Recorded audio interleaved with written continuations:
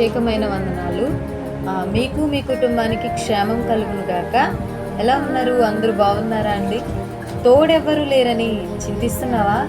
అయితే దేవుడు ఈరోజు నీతో మాట్లాడుతున్నారు. దేవుడు మన పక్షం ఉండగా మనకి విరోధి ఎవరు? రోమ 8:31. ఆగరు ఒక్కటే అయినప్పటికీ తన కోసం ఎడారిలో నీటి బుగ్గ ఏర్పడింది. ఆదికాండం 16:14. యాకోబు ఒక్కడే అయినప్పటికీ అతనితో పోరాడుటకు పరలోకము నుండి దేవుడే దిగివచ్చాడు. ఆదికాండం 32:24. ఇశ్రాయేలు ఒక్కరే అయినప్పటికీ వారి కోసం సముద్రం పాయలుగా చీలింది. నిర్గమాకాండం 14:16. యెహోషువ ఒక్కడే అయినప్పటికీ అతని నిమిత్తం సూర్యచంద్రులు ఆగిపోయారు. యెహోషువ 10:12. దానియేలు ఒక్కడే అయినప్పటికీ అతని నిమిత్తం సింహాల నోరులు మూయబడ్డాయి. దానియేలు 6:22.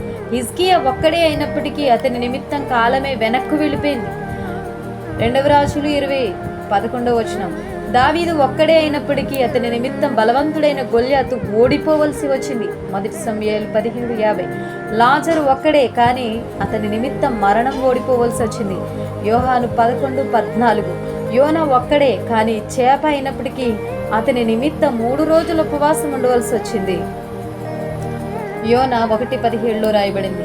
ఏలియా ఒక్కడే అయినప్పటికీ అతని నిమిత్తం 3 సంవత్సరములు ఆకాశం వర్షింపకుండా ఉండాల్సి వచ్చింది.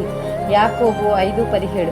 కారణం వారి పక్షమున బలవంతుడైన దేవుడు, సర్వాధికారి అయిన సకలము సాధ్యపరచగల చేయగల అద్భుతకరుడు, ఆశ్చర్యకరుడైన బహుబలము కలిగిన సకలం శాసించగల దేవుడు వారి పక్షంలో ఉన్నాడు. అందుకే నోరు లేని మూగజీవులు, భయంకరమైన మృగాలు మాట విన్నాయి. నోరు మూసుకుని పోయాయి. సముద్రం ఎండిపోయింది. సూర్య చంద్రులు ఆగిపోయాయి. కాలమే నిలిచిపోయింది. ఒకసారి నీవు కూడా నేను ఒక్కదాన్ని కదా, ఈ అనారోగ్యమును ఎలా జయించగలను? ఈ పేదరికం ఎలా జీవించగలను? ఈ మూర్ఖపు మనుషుల మధ్య ఎలా నెట్టుకు రాగలను? మా ఇంటి వారిని ఎలా మార్చగలను? దేవుని సేవ ఎలా చేయగలను? అప్పులు ఎలా తీర్చగలను? నా బిడ్డల వివాహం ఎలా చేయగలను? నా కుటుంబాన్ని ఎలా పోషించగలను? నా బిడ్డలని ఎలా పెంచగలను? కఠిన హృదయంతో ఎలా మాట్లాడగలను? పెళ్ళి ఎలా చేసుకోగలను?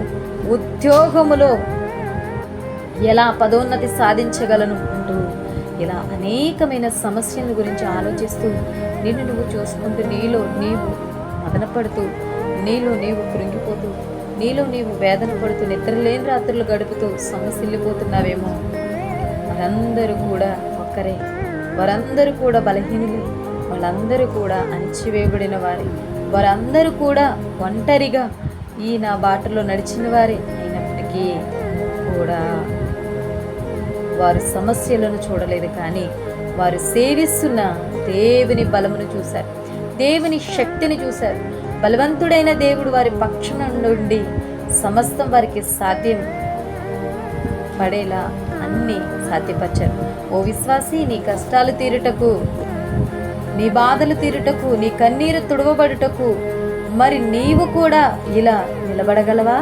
నీవు కూడా వారి వలె నిలబడితే నీ పక్షమున కార్యం చేయుటకు, నీ పక్షమున యుద్ధం చేయుటకు, నీకు విరోధంగా రూపించబడిన ప్రతి ఆయుధమును, ప్రతి తలంపును వర్తిల్లకుండా చేయుటకు నీ దేవుడు సమర్థుడు. మరి నిలవబడుటకు నీవు సిద్ధమేనా? అందరికీ నా వందనాలండి. ఈ వాక్యం మిమ్మల్ని ధైర్యపరిచినట్లయితే లైక్ చేయండి, షేర్ చేయండి, సబ్స్క్రైబ్ చేయండి. God bless you all.